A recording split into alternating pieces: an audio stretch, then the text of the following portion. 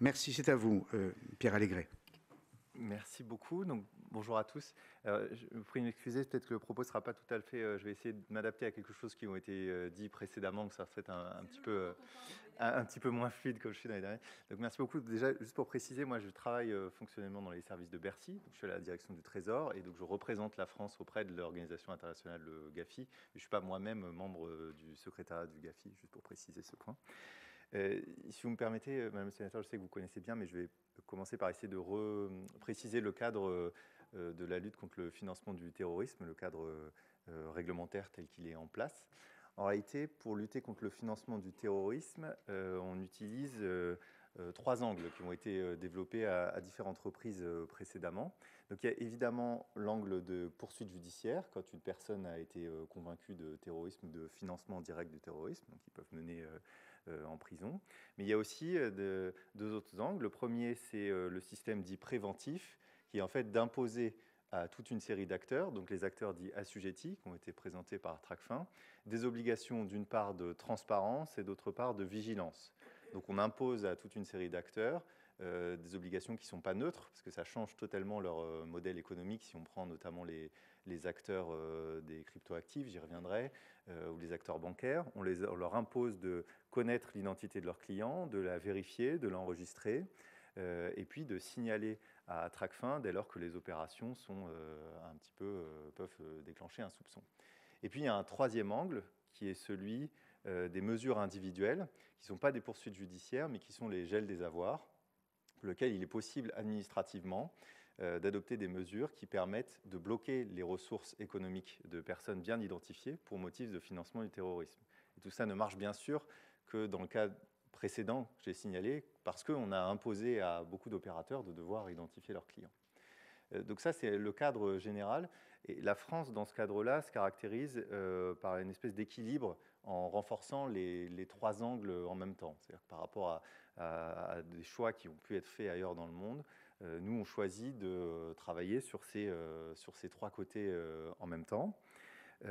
Donc d'abord en matière de répressif, alors c'est moins mon sujet, c'est pas vraiment le ministère de l'économie, mais juste pour préciser qu'il y a un angle qui nous caractérise par rapport à d'autres pays, c'est le fait d'avoir adopté des services d'enquête et de poursuite dédiés au sujet du terrorisme et d'avoir des équipes qui sont complètement spécialisées par ce sujet avec des compétences nationales et qui leur permettent d'être plus performants pour travailler sur ces sujets-là.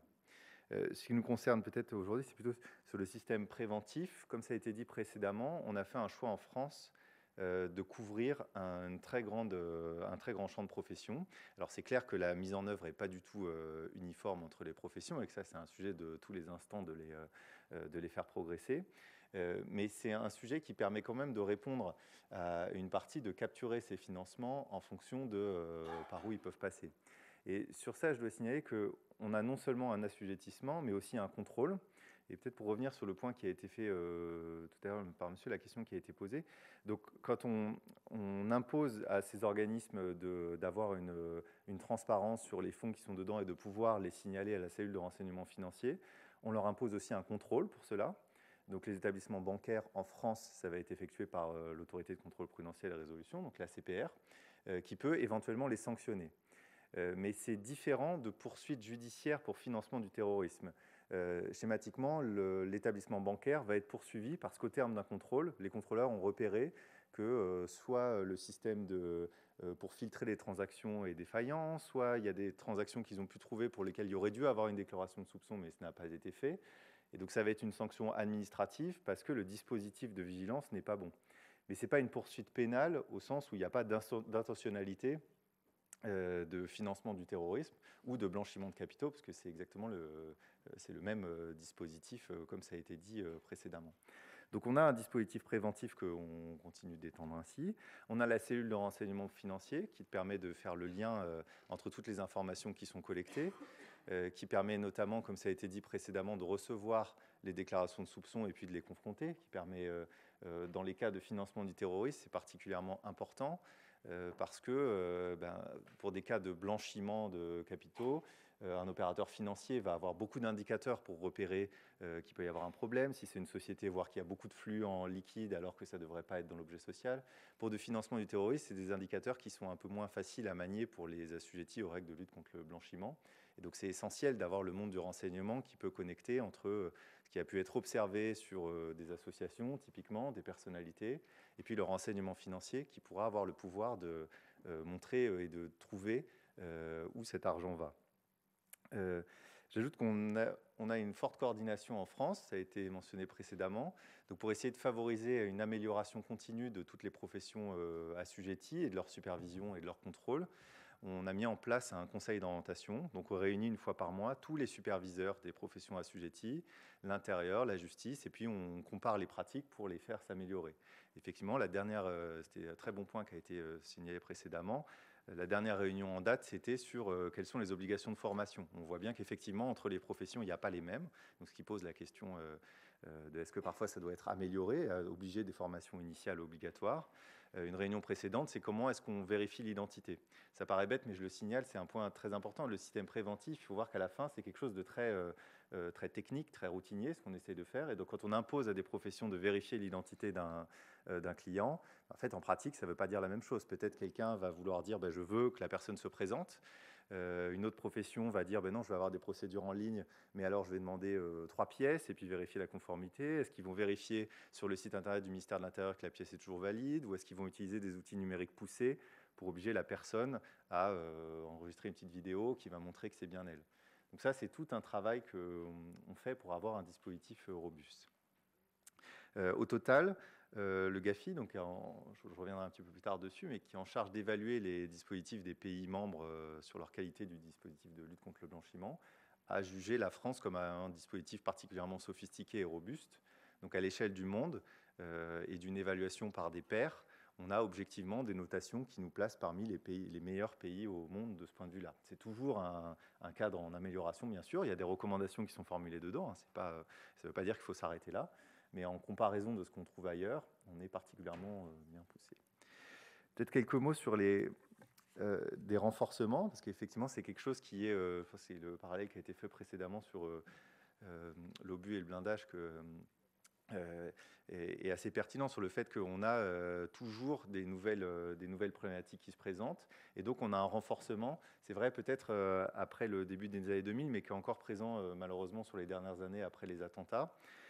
Donc en France, il y en a eu beaucoup d'initiatives pour faire reculer encore l'anonymat dans les transactions, ce qui n'est pas toujours évident. Ici, pour un sujet de lutte contre le financement du terrorisme, ça paraît quelque chose qui est assez naturel, mais c'est toujours un sujet de politique publique parce que derrière, ça veut dire l'anonymat, ça peut être souhaité par des participants pour des raisons moins, pas forcément pour financer du terrorisme, juste pour protéger leurs données personnelles. Et puis ça implique, encore une fois, des changements techniques très forts. Et néanmoins, en France, on a fait des choix assez avancés de ce point de vue-là, en couvrant des sujets comme bien la monnaie électronique, les cartes de paiement prépayées ont forcément été régulées. Je sais que c'est beaucoup présent dans l'ouvrage Monsieur Sénateur, mais c'est un sujet qui a beaucoup avancé. Et puis en particulier sur les cryptoactifs, la France a fait des choix assez avancés sur ces domaines-là. En réalité, ça a commencé de premières obligations dès 2016 et qui se sont étendues jusque maintenant, non seulement des obligations au fonds, donc d'imposer aux opérateurs de cryptoactifs qui fournissent des services en France d'identifier leurs clients. Il faut imaginer ce que c'est pour le monde des cryptoactifs de dire qu'on impose l'identification des clients alors que ce qui était recherché, c'était plutôt des financements par l'anonymat. Et alors l'identification des clients, que ce soit quand on passe de la monnaie classique à du cryptoactif, et puis après on l'a imposé pour l'échange même d'entre deux cryptoactifs, pour la conservation. Et puis surtout est venu se rajouter, c'est la question que vous posiez tout à l'heure, eh bien, une supervision plus active, puisque maintenant les opérateurs sont obligés de s'enregistrer auprès de l'AMF et de la CPR, et qu'il y a des contrôles de l'autorité de contrôle prudentiel. Vous trouverez même dans la presse, il y a déjà eu même radiation d'un prestataire de service parce que, notamment, il ne respecte pas les règles de lutte contre le blanchiment. Donc ça, on a pris une avance assez forte qu'on essaye de porter au niveau européen. En matière de gel des avoirs aussi, on a beaucoup développé le dispositif pour le rendre complètement applicable. Là où historiquement c'était plutôt un dispositif qui s'adressait aux établissements financiers, on a étendu les textes pour que ça s'impose à tous. Donc il existe des personnes pour lesquelles tout le monde a une interdiction de fournir des ressources économiques. Ça paraît un peu bête dit comme ça, mais ça veut dire aussi qu'on peut s'adresser aux organismes de prestations sociales, qu'on peut aussi toucher les acteurs financiers qui interviennent en France en libre prestation de services, qui n'ont pas forcément de personnel sur place, et pourtant ça leur est imposable aussi. Et en pratique, surtout, on a pris, c'est public dans les rapports que l'on diffuse, plus de 300 mesures individuelles de gel des avoirs pour lutte contre le financement du terrorisme ont été adoptées en France depuis 2015. Donc c'est un outil qui est réellement utilisé pour cibler des individus en particulier. Et puis enfin, on continue en permanence de revoir les risques. Donc je mentionnais tout à l'heure, on a une coordination entre les services concernés. On a publié plus tôt cette année, en janvier, l'analyse nationale des risques en France. Donc c'est un terme un peu technique parce que c'est une obligation internationale et européenne, mais qui est globalement un document assez long, assez riche. J'invite tout le monde à le consulter sur ce sujet, qui détaille quels sont les risques en général de financement du terrorisme qu'on observe en France. Donc c'est fait évidemment plutôt avec les services de l'intérieur et Tracfin sur ce sujet-là. Et puis ensuite, profession par profession, y compris en couvrant le secteur associatif, eh bien, quels sont en pratique des risques qui peuvent être observés et comment est-ce qu'on les traite. Et notamment pour le secteur associatif, le document détaille ce qui peuvent être des critères d'alerte pour les assujettis, puisque le secteur associatif, comme ça a été décrit, ne fait pas lui-même l'objet d'obligations de lutte contre le blanchiment, mais va rencontrer au cours de sa vie soit des établissements bancaires, soit des commissaires aux comptes lorsque les montants sont plus élevés. Et tous ces professionnels, eux, ont une obligation de vigilance, et donc on leur communique des signaux, typiquement quand il y a des finissements de l'étranger, qui peuvent déclencher des déclarations de soupçons. Donc on a un renforcement comme ça continu qui est toujours assez... je pense maintenant, on a un cadre, comme c'est dit, assez sophistiqué. Donc maintenant, à chaque fois qu'on avance, ça va plutôt être dans des domaines assez techniques de dans quel cas est-ce qu'on peut exiger la fin de l'anonymat, en sachant que, comme ça a été dit précédemment, il y a un problème du fait qu'avec le temps, en réponse aussi à cela, les montants nécessaires au financement de terroristes sont de plus en plus faibles, et donc ça met plus de pression sur les seuils minimums de proportionnalité qui ont pu être introduits avec le temps. Typiquement en France, sur les cryptoactifs, on a pris un choix assez fort qui va beaucoup plus loin que le niveau international, d'imposer ce qu'on appelle la règle de voyage, donc communiquer les informations quand il y a des transferts en cryptoactifs d'un compte à un autre, d'imposer, de donner toutes les informations sur qui est l'émetteur et vers qui ça va, dès le premier euro, en considérant qu'un seuil de proportionnalité ne serait pas totalement justifié parce qu'il serait contourné. Donc on a comme ça des améliorations.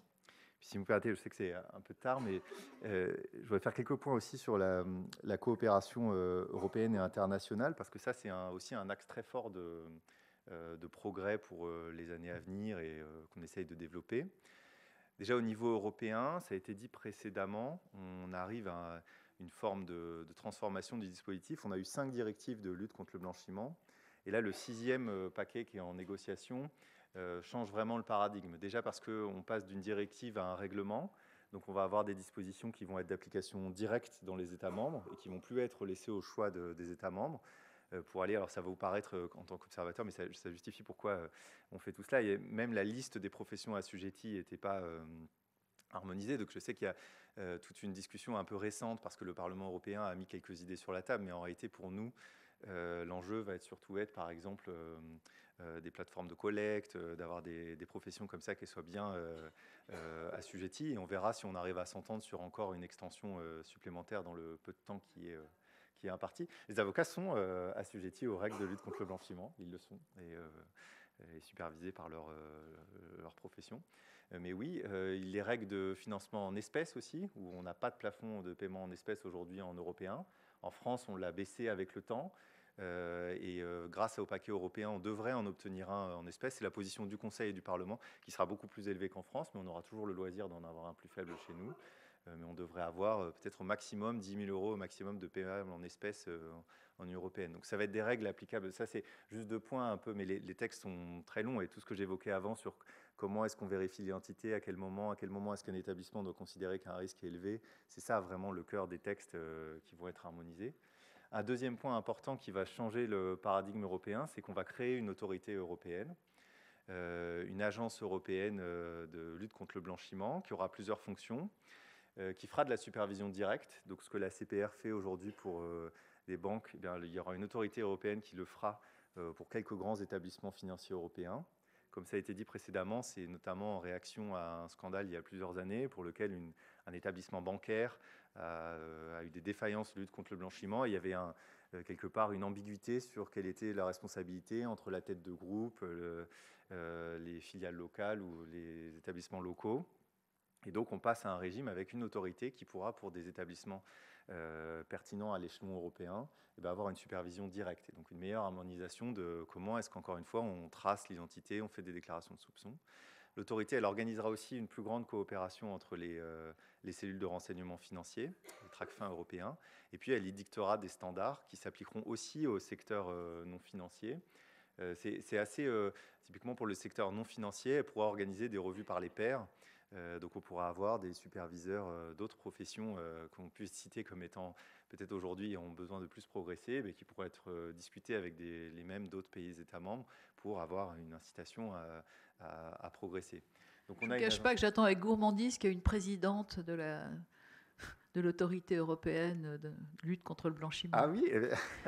Alors je vais profiter de cette occasion. On n'a pas encore de discussion exactement. Je ne peux que mentionner que la France, en tout cas, candidate pour accueillir le siège de l'agence à Paris. Voilà, on fait partie des villes candidates pour ce sujet. On le fait, et notamment, je vais y venir après, parce qu'à Paris, on a le secrétariat du GAFI. On a un dispositif qui est très bon en termes de réputation, et donc ça sera sans doute mieux pour l'Union européenne. Et puis, bon, vous le savez tous, Paris est quand même un bon endroit dans l'Union européenne pour tous se retrouver. Donc, on a un dossier qui est très solide sur ce sujet-là, et on porte cette candidature. On n'en est pas encore au stade des désignations. En fait, tout ce paquet dont je viens de discuter est encore en discussion entre Conseil et Parlement européen. On a une échéance que nous, on se fixe, qui est de terminer avant la fin de la mandature du Parlement européen à l'été prochain, simplement parce qu'après, ça décalerait d'autant les négociations, avec une vraie priorité pour nous sur l'agence européenne, puisqu'il faut simplement pouvoir, pas seulement parce qu'on candidate, mais aussi parce que bêtement, il faut que l'autorité puisse s'installer et qu'après, ça prend du temps, recruter des personnels, se fixer avant de pouvoir produire. Donc ça, c'est un sujet qui va beaucoup s'accélérer dans les semaines prochaines, on l'espère. Puis, dernier point international, effectivement, le GAFI. Donc le GAFI qui a été cité précédemment, dont il faut comprendre un peu les caractéristiques. C'est une institution qui a été créée volontairement par des États qui comprend aujourd'hui une quarantaine de membres. L'Indonésie l'a rejoint en octobre.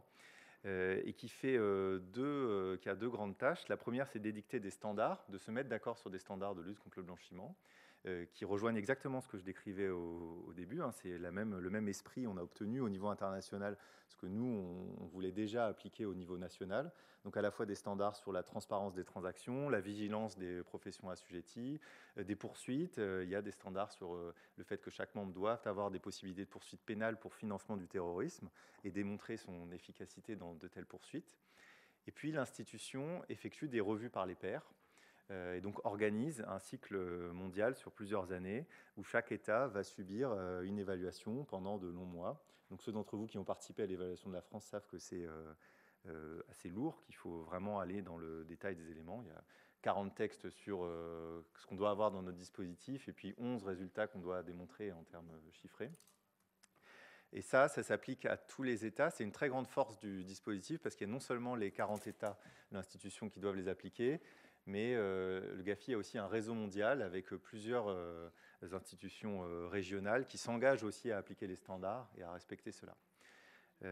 À terme, une bonne évaluation comme la France nous amène une bonne réputation et une mauvaise amène à un placement sur liste qui n'emporte pas d'engagement juridique, c'est toujours un peu le sujet qui est observé, mais qui en pratique, ça on le voit, engage une vraie pression sur les États qui ne souhaitent pas se retrouver sur une liste d'observation et qui vont ensuite faire le maximum pour, en 2 ans, sortir de cette liste. Donc on a un vrai engagement et dans ce domaine-là aussi, on a des attentes, typiquement sur les cryptoactifs, si je reviens précédemment, on a réussi à obtenir un engagement dans les standards du GAFI d'avoir une transparence sur les cryptoactifs, donc ça veut dire d'imposer des prises d'identité sur les transmissions en cryptoactifs, mais on observe au niveau mondial un grand retard des États à appliquer ce standard-là, et donc il y a un enjeu très fort au GAFI aujourd'hui de comment est-ce qu'on peut mettre une pression plus forte sur les pairs de l'institution pour qu'ils appliquent ces standards plus rapidement. Et puis un tout dernier point, la France est aussi active au niveau international, au-delà du GAFI, dans les discussions aux Nations Unies. Et puis pour porter ce sujet au niveau politique, il y avait eu la conférence No Money for Terror il y a 5 ans en France. Et là, la limite est plutôt, c'est très efficace pour porter des initiatives telles que avoir des régimes Daesh, Al-Qaïda aux Nations Unies. En revanche, évidemment, pour rejoindre ce qui a été dit précédemment, quand il n'y a pas de consensus international aux Nations Unies sur la qualification de terrorisme d'une organisation, on ne peut pas le retrouver, on ne peut pas corriger cela au niveau technique. Ça, ce n'est pas quelque chose qu'on peut avoir. Il faut d'abord une entente entre les États sur ce qui est du terrorisme, et ensuite seulement on peut, au niveau technique, imposer aux États dans les évaluations que ces organisations-là fassent l'objet de poursuites. Je vous remercie. Merci beaucoup. Merci beaucoup, M. Allégret. Est-ce qu'il y a des questions à poser à M. Allégret avant la dernière intervention de Charles Pratt? Dans cette démarche qui est la vôtre, au fond, d'identifier, puis de gêner, je parlais comme monsieur qui nous a quittés, Nusseibeh, name and shame. Est-ce que vous avez des résultats je crois que, probants? Oui, pour le coup, je crois encore une fois que les name and shame des États, vous voulez dire? Oui, je crois qu'il y a des... Monsieur faisait allusion à la Turquie tout à l'heure. Est-ce qu'il y a une liste grise d'États? Oui, la Turquie a été placée sur liste grise. Et on observe, en général, le placement sur liste au GAFI exerce une vraie pression aussi parce que ce n'est pas un placement et ensuite ça s'arrête. En fait, dans la réalité du GAFI, tous les observateurs, on appelle ça liste grise et c'est vécu comme étant du name and shame. Dans le fonctionnement de l'institution, c'est en réalité une correction des défaillances. Donc il y a un plan d'action qui est agréé entre l'État et les membres du GAFI. Et ensuite, tous les 4 mois, l'État doit se rendre à un groupe technique et montrer ce qu'il a fait pour avancer et ne peut sortir de liste grise que quand chacun des points ont été réglés. Donc en pratique, on observe vraiment, et tous les rapports sont publics, le rapport d'évaluation qui est amené au placement sur liste est public, puis les rapports de suivi réguliers, plusieurs années après, le sont aussi. Et donc on observe maintenant dans ces rapports que des États, il faut comprendre aussi que les États partent de plus loin que ce que nous on est. On a des États typiquement qui arrivent en évaluation et qui n'ont aucune supervision du secteur non financier. Aucune, parce que c'est moins intuitif, parce que ça peut être plus lourd à organiser. Et on observe que cela est mis en œuvre dedans. On observe aussi des États qui ne répondent pas à des coopérations, des demandes de coopération internationale et qui après, évidemment, voient bien que c'est la seule manière d'en sortir. Je peux faire une petite apparition? Oui. Merci. Oui, je vous écoute avec une certaine gourmandise.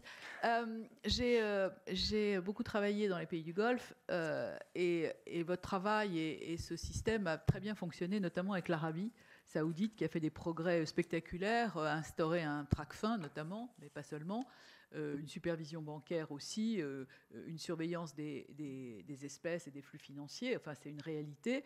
Alors que le voisin des Émirats, qui a une meilleure presse, lui refuse absolument tout contrôle. La COP 28 qui est en train d'arriver, Charles Pratt ne nous démentira pas tout à l'heure, et va vraisemblablement recréer des sources inépuisables de fraude au carbone ou à d'autres systèmes.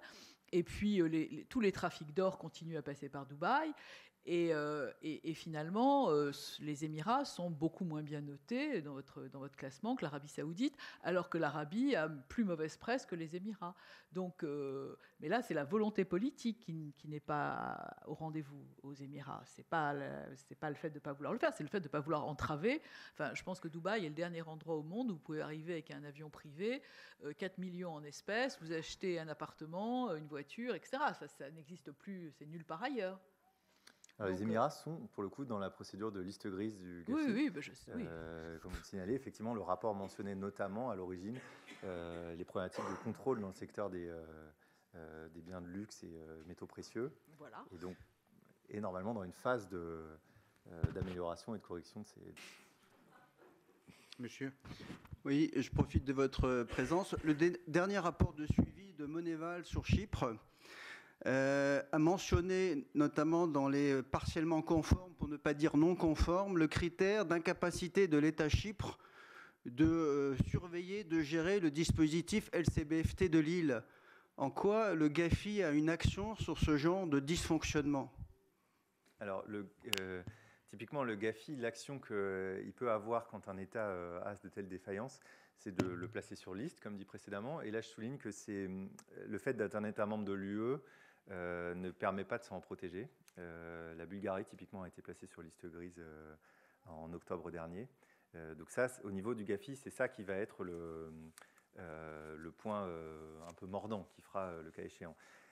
En revanche, pour un État membre de l'UE, le dispositif à venir va, lui, être beaucoup plus mordant, avec une autorité européenne qui va édicter des standards et qui pourra, dans certaines conditions, intervenir en supervision directe dans certains endroits quand ce n'est pas dans son champ initial, mais qu'a été constaté que ce n'est pas bien réalisé.